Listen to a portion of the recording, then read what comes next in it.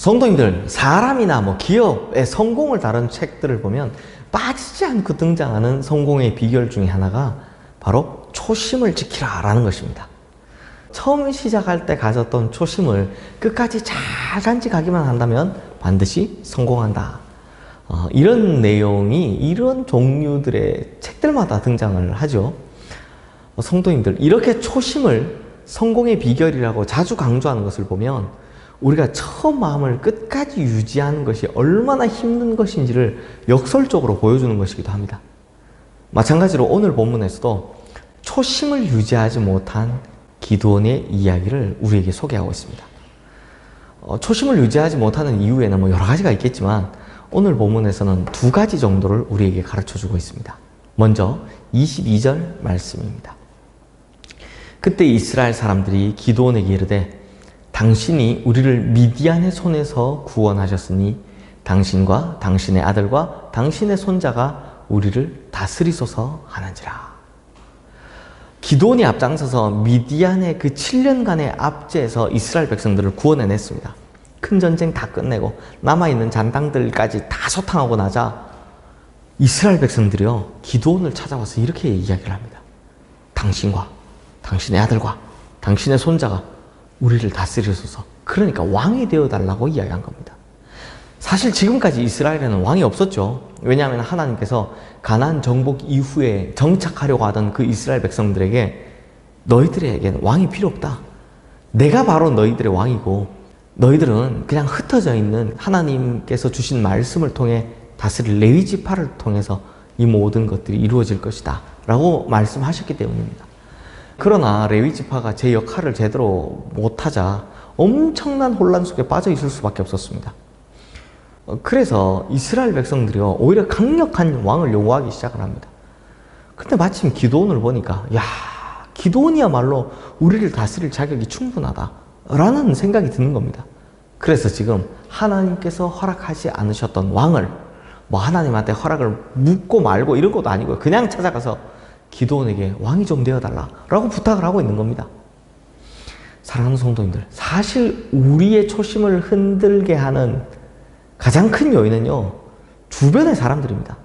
저도 초심이 흔들리시는 목사님들을 많이 봤는데 그 많은 이유 중에 하나가 바로 주변에 감언이설만 하는 사람들이었습니다. 예스맨만 있더라는 겁니다. 용기를 주고 격려하는 거 좋죠. 좋습니다. 중요합니다. 그런데 너무 과장된 달콤한 말만 하다 보니 처음엔 이 목사님들이 에이 뭐 그럴까 이러다가 나중에는 점점 그 말만 듣기 시작하는 겁니다. 그래서 곧 교만해지는 모습을 볼 수 있었습니다. 그런데 성도님들, 대중은요, 영웅 만들기도 굉장히 좋아하지만 더 좋아하는 건요, 바로 영웅의 몰락입니다. 지금 이랬던 이스라엘 백성들도 지금은 기드온을 왕으로 만들기 원했지만 나중에 기드온 사후에는요, 그 전과 또 기드온이 한 모든 일을 기억조차 하지 않았다라고 말씀하고 있습니다. 그것이 35절 말씀입니다. 또 여룹바알이라는 기드온이 이스라엘에 베푼 모든 은혜를 따라 그의 집을 후대하지도 아니하였더라. 이건 완전히 박대했다라는 거죠. 이에 반해서 기드온은요, 이런 유혹을 우선 잘 이겨냈습니다. 오늘 본문 23절 말씀 함께 보겠습니다. 기드온이 그들에게 이르되 내가 너희를 다스리지 아니하겠고 나의 아들도 너희를 다스리지 아니할 것이요 여호와께서 너희를 다스리시리라 하니라. 기드온은 사람들의 칭송에, 사람들의 영웅시에 흔들리지 않았습니다. 그리고 이 모든 일은 하나님께서 하셨음을 정확히 기억하고 있었다는 겁니다. 그런데 성도님들, 여기까지는 참 좋았는데 기드온이 무너지는 모습이 바로 그 다음 절에 나옵니다. 함께 24절 말씀 보겠습니다.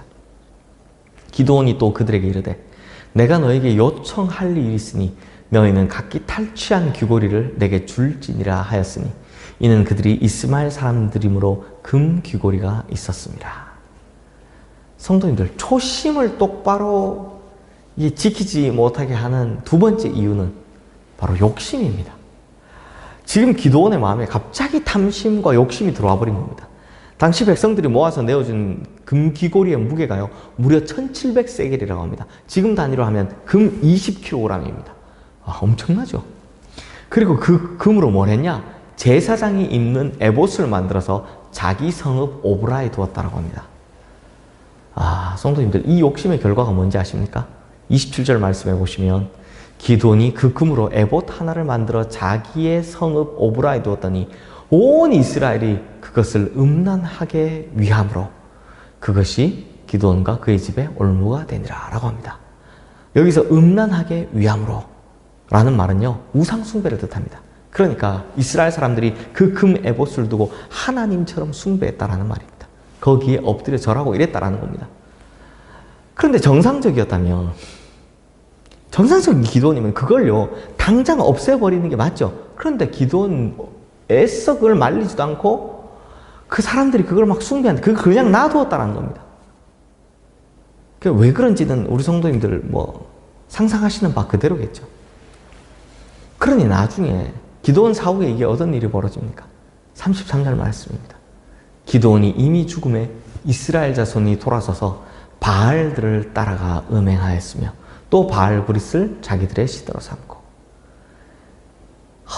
어렵게 우상 숭배를 배척했는데 딱 한 번 그들 마음에 우상 숭배가 싹 들어오니까 이 이스라엘 백성들이요 기드온이 죽고 나서는 완전한 타락으로 들어가 버렸다라는 말을 하고 있다는 겁니다. 초심을 지키지 못한 대가가 기드온 자신뿐만 아니라 자신의 집안 또 이스라엘의 모든 자손들까지 다 우상 숭배의 길로 내몰았던 겁니다. 사랑하는 성도님들, 기드온의 처음 마음 얼마나 순수했습니까? 그 두렵고 떨린 마음으로 그 밤에 가서 자기 아버지 바알의 제단을 회파했던 그 아세라 목상을 찍어 없앴던 그 귀한 아들 기드온이 지금 이렇게 타락하고 이렇게 변질된 이건 바로 하나님 앞에서 초심을 지키지 못한 비극적인 결과인 겁니다. 그러므로 우리 성도님들, 오늘 하나님 앞에 나와서 우리가 하나님 앞에 뭘 기억해야 되겠습니까? 처음 하나님을 만났을 때 그때 그 감격적인 마음, 우리가 죄에 빠져 있었을 때 하나님께서 나를 돌이켰다라는 걸 느꼈을 때 느꼈던 그 감사의 마음, 우리가 하나님 앞에 새롭게 결단할 때 가졌던 그 순수했던 소명의 마음, 사명, 그 마음들을 다시 한번 끄집어내고 다시 한번 기억하는 귀한 주님의 백성들 되시기를 바랍니다. 그러므로 우리 시흥의 성도님들은 주변에 어떤 사람들이든지 우리를 달콤한 유혹에 충동질한다 하더라도 또 어떤 마음속의 욕심이 우리 마음속에서 일어나고 있다 하더라도 다 떨쳐버리고 하나님께서 약속하셨던 그 처음 마음 가지고 승리하시는 거룩한 주님의 백성들 되시기를 주님의 이름으로 축원합니다. 기도하겠습니다. 하나님 아버지, 참 이 세상은 우리가 처음 가졌던 마음을 흔들어 놓으려고 무던히도 노력합니다. 처음 가졌던 마음, 주님, 우리가 주님을 처음 만났을 때 느꼈던 감정, 내 죄를 사하여 주시기 위해 주님께서 목숨을 버리셨다는 것을 깨닫고 알았을 때 느꼈던 그 감사한 마음, 주님께서 나를 쓰시려고 하신다라는 것을 느꼈을 때 순수하게 내 모든 것을 내어드리겠다 했던 그 사명의 마음, 주님, 이제 우리가 이런 마음들을 다시 한번 회복하게 하여 주시고 그 처음 마음을 잃어버리지 않게 하여 주시옵소서. 처음 마음을 잃어버렸을 때 그 후유증을 앓던 기드온처럼 우리가 그 모습을 답습하지 않게 하시고 기드온의 이 나쁜 모습을 성경에 기록한 것을 통해 우리로는 절대 이런 길을 가지 말라고 주님께서 부탁하시는 것이오니 우리는 초심을 잘 지켜 하나님 아버지 명령에 잘 따르는, 끝까지 따르는 우리 모든 성도님들 되게 하여 주시옵소서. 예수 그리스도 이름으로 기도드리옵나이다. 아멘.